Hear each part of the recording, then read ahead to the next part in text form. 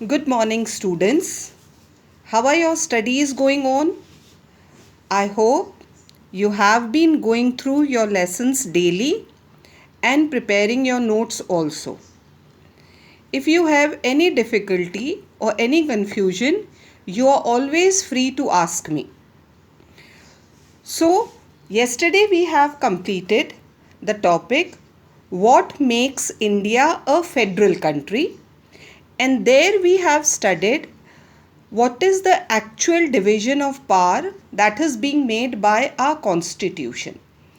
India को एक federal country बनाने के लिए जो एक्चुअल डिवीजन ऑफ पावर हुआ है, जो कॉन्स्टिट्यूशन ने किया था 1950 में, वो कल हमने समझा है ना. And so now we can answer the question what makes India a federal country.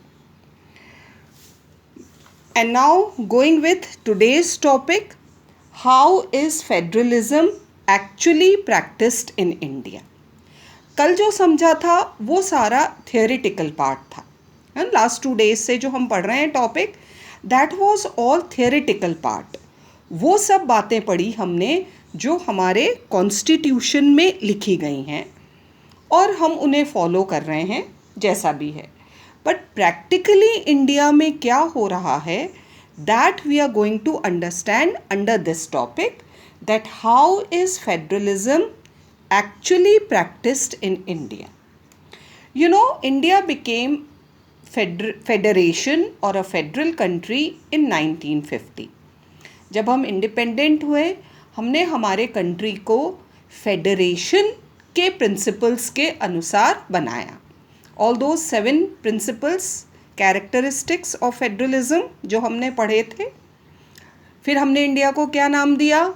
It's a union of states. लेकिन आप सब इतना तो समझते हो, there is a much big difference between what is written in theory and what you do in practical. Theory में जो कुछ लिखा जाता है उसे प्रैक्टिकली इम्प्लीमेंट करना उतना ईजी नहीं होता जितना थ्योरी में लिखा. ठीक है, हमने कॉन्स्टिट्यूशन में लिख दिया these powers are given to union government, these powers are given to state government. Union government ऐसे काम करेगी, स्टेट गवर्नमेंट ऐसे काम करेगी. स्पेशल पावर्स कुछ स्टेट्स को दिए गए. उसके बाद हमने समझा कैसे चेंजेस होते हैं, जुडिशरी क्या रोल प्ले करती है. ये सारा थियोरेटिकल पार्ट था. लेकिन सिर्फ थियोरी में लिखना इज़ नॉट सफिशिएंट. सिर्फ लिख देने से कोई चीज़ या कोई सिस्टम सक्सेसफुल नहीं हो जाता है. और इंडिया की अगर हम बात करें, if federal system is successful in India, it's not because it's written in the constitution. There are so many things which are written in constitution, लेकिन हम उनको इतनी सिंसियरली इम्प्लीमेंट नहीं करते हैं. तो इसलिए सक्सेसफुल नहीं है फेडरलिज्म कि कॉन्स्टिट्यूशन में लिखा है भाई इसलिए इंडिया में सक्सेसफुल है. The real success of federalism in India lies in the fact that the politics of our country is based on democratic nature. Indians का nature, Indian politics का nature, it's completely democratic. हम सिर्फ कहते नहीं हैं हमारा country democratic है, हम इस चीज़ पर पूरा भरोसा भी करते हैं. We have full faith in democracy. और डेमोक्रेसी का जो गोल्डन रूल हम यहाँ अभी समझ रहे हैं वो क्या है? Power sharing. यस, तो Indian politics is based on this democratic principle of power sharing. So this shows that सिर्फ कॉन्स्टिट्यूशन में लिखना काफ़ी नहीं है, हम उस चीज़ पर यकीन भी कर रहे हैं. 1950 से लेकर और आज तक कभी भी इंडिया में ऐसी कंडीशन नहीं आई कि हमारा फेडरेशन खतरे में आया हो, या ये जो डिवीज़न ऑफ पावर है इस पर किसी ने क्वेश्चन उठाया हो, या किसी गवर्नमेंट ने इसके खिलाफ जाकर कोई काम करने की कोशिश की हो. Whenever any government is elected, whether at state level or union level, they believe in the principle of federalism और वो अपनी ड्यूटी बहुत अच्छे से करते हैं. They have trust in each other, they respect the diversities. Central government state को पूरा रिस्पेक्ट देते हैं और स्टेट गवर्नमेंट्स भी सेंट्रल के पार्ट्स को पूरा रिस्पेक्ट देते हैं.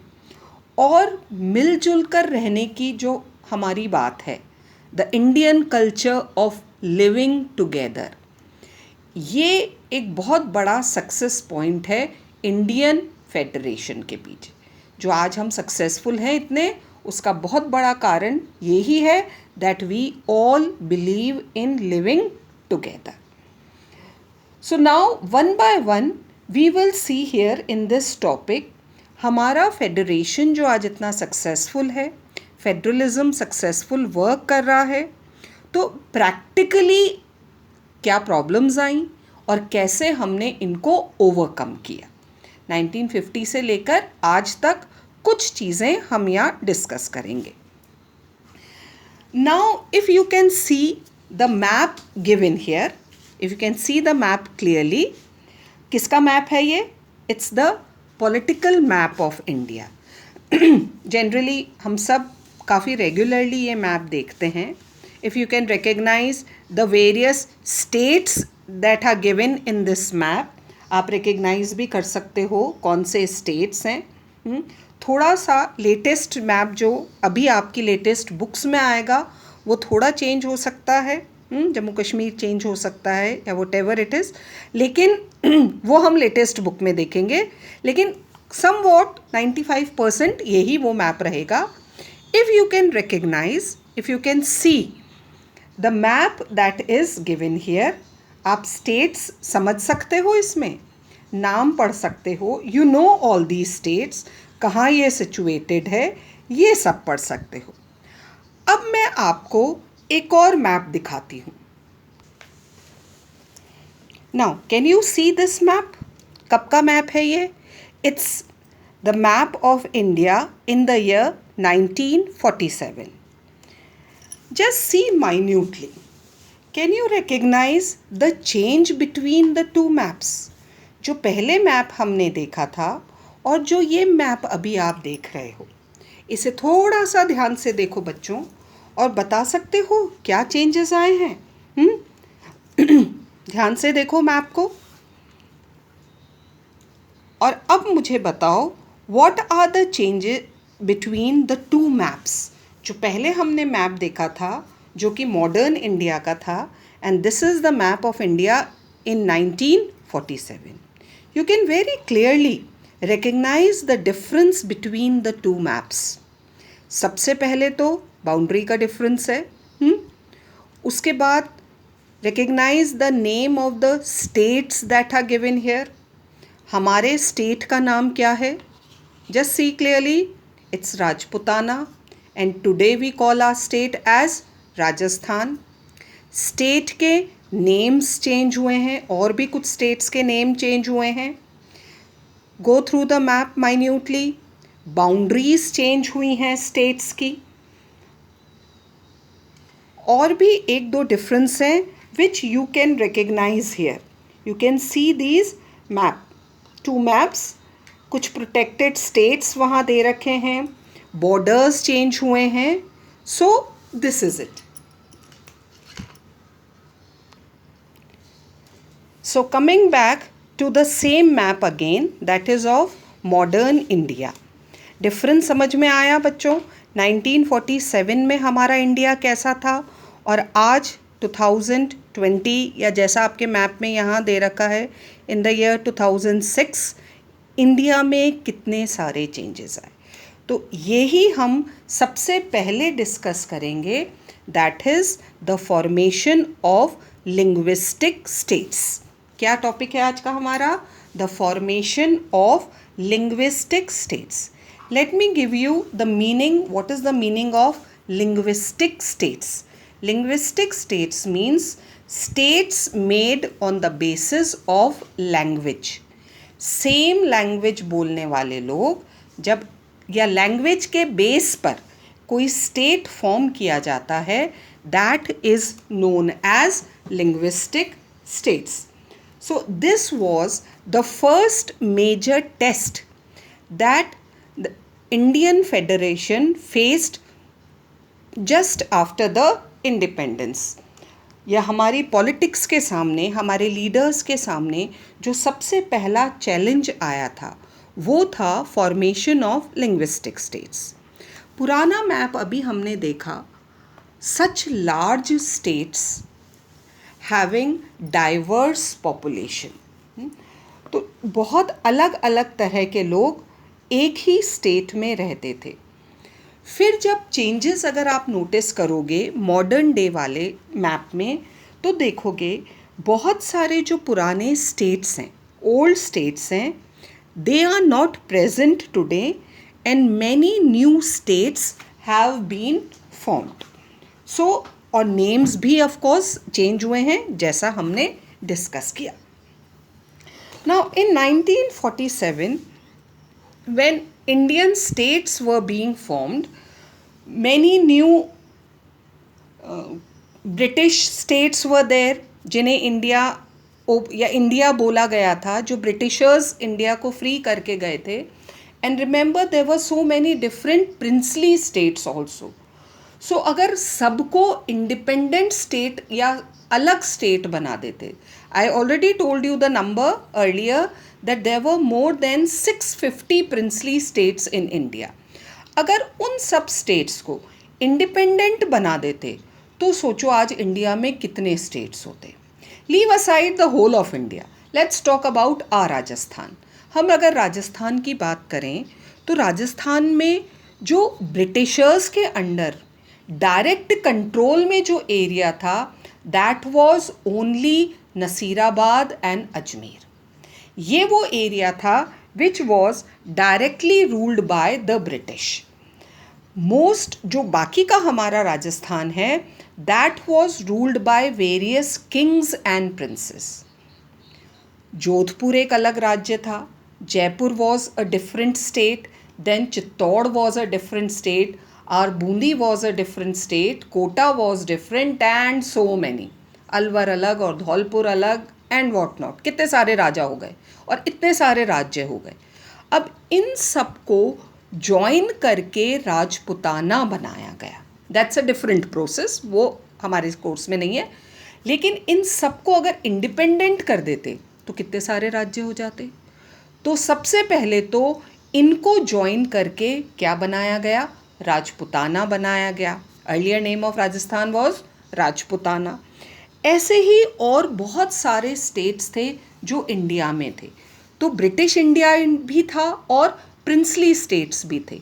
इन सबको मिलाकर पहले तो एक कंट्री बनाना, फिर उन्हें स्टेट्स में इस तरह से डिवाइड करना कि एडमिनिस्ट्रेशन ईजी हो जाए. एनी नंबर ऑफ स्टेट्स नहीं बना सकते थे कि सब इंडिपेंडेंट हुए सबको एक एक स्टेट बना दो. रूल करना बहुत डिफ़िकल्ट हो जाता. तो जो सबसे पहला चैलेंज हमारी गवर्नमेंट के सामने आया था जस्ट आफ्टर द इंडिपेंडेंस कि इन स्टेट्स को कैसे बनाया जाए. So our government decided that while forming these states, the first and foremost thing that we are going to keep in mind that the people speaking one language should live in one state so that communication is easy. तो जो सबसे पहले states बने वो किस base पर बनाए गए, that the people speaking same language should live in same states. और इन्हीं को हमने क्या नाम दिया बच्चों, linguistic states. Then some of our states, they were not based on language but they were based on culture and their geographical position.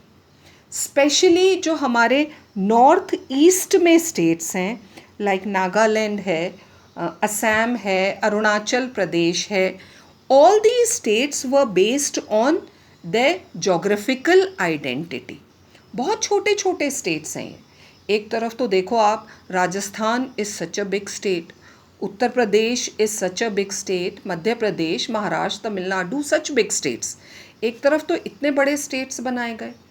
And if you go on other side, वहाँ हम देखेंगे नागालैंड बहुत छोटा सा है, Arunachal Pradesh is a very small state, Meghalaya is a very small state. चाहते तो इन सबको ज्वाइन करके हम एक स्टेट बना सकते थे, पूरा north east one state. But the difficulty is in those areas the terrain is very difficult. जो जोग्राफिकल एरिया है, हिली एरिया है ना सारा, तो वहाँ पर एक स्टेट बनाना थोड़ा सा डिफ़िकल्ट हो जाता. गवर्नमेंट के लिए एडमिनिस्ट्रेशन चलाना थोड़ा सा मुश्किल हो जाता. तो अकॉर्डिंगली जोग्राफिकल बेसिस पर कुछ स्टेट्स बनाए गए.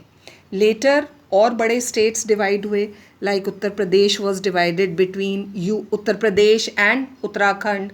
Then Madhya Pradesh was divided, then Bihar was divided, Maharashtra and Gujarat were divided क्योंकि दोनों की लैंग्वेज अलग थी. तो ये सब बेसिस लेकर और इंडियन स्टेट्स फॉर्म किए गए. So when these states were being made, big states were formed in India. Maharashtra and Gujarat were one state. Punjab and Haryana were one state. धीरे धीरे जब ये बात आई कि लैंग्वेज बेस पर ही जब स्टेट बनाना है, तो Maharashtra and Gujarat 2 different languages, Punjab and Haryana 2 different languages. So these states they started demanding कि हमें डिवाइड किया जाए. गुजरातीज़ डिमांडेड कि हमें महाराष्ट्र से अलग होकर एक सेपरेट स्टेट चाहिए. देन हरियाणा डिमांडेड कि हमें पंजाब से अलग होना है. तो जब ये धीरे धीरे डिमांड आई और डिवीज़न की, एक बार तो फॉर्मेशन हो गया स्टेट्स का जो हमने ओल्ड मैप में देखा था, लेकिन फिर अलग अलग स्टेट से लैंग्वेज बेस पर डिमांड आने लगी. फर्स्ट द गवर्नमेंट रेजिस्टेड, उन्होंने एकदम से ये डिमांड्स नहीं मान ली.